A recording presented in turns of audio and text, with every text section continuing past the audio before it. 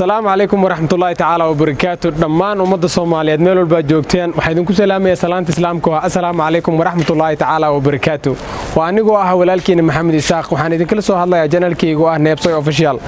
وحنيدن كوا بليان يا رمضان كريم رمضان مبارك إن شاء الله بيشان وبالبركة يسن وبالعبادة يسن إن شاء الله أنا كفاية يسنو خير كذا الله نوافجيه صون كان صون كيسو أنا جوا برواقي بش عفمات لله نجارسيه إن شاء الله حالكينا كسي وادي دون هدول لا يرادو برنامجيدين oo ah buraarujinta ama dhiirigelinta ama wacyigelinta sida u taqaanid إن شاء الله waxaan ahay Maxamed Isaaq hay siraysan han isdayelsan aamin naftu kugu jirta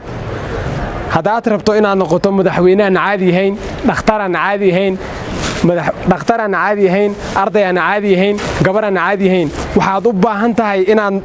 u baahan tahay kaad hadda tahay mid ka duwan inaad noqoto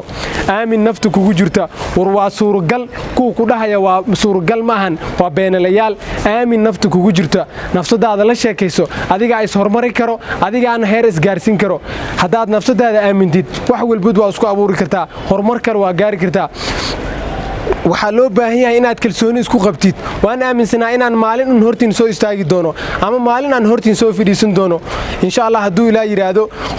naftaada inaad buraajisid oo naftaada la sheekaysid noloshaada waqti aad la qaadatid meel kali inaad fidhiisid aad dhahdid wax walba aniga qabsan karo ama wax walba aniga sameyn karo waa muhiim inaad kalsooni isku qabtid marka aad is aamintid kuwaan is aaminsaneen markaas ay ku aaminayaan marka aad nafsadaada bedeshid markaas kuwaan isbedeli karin ama aanan nafsadooda ka qoostay kuwaas tusaale u noqonay markaas ay isbedeli kartaa waxaan idin leeyahay naftiin hormariyo oo naftiin la sheekaysta oo mustaqbalkiina aayihiin horumarkiina gacantiina in ku jirtaa yaani lisdiibin hal la hormariyo nolosha aadanaha hormaray u baahan tahay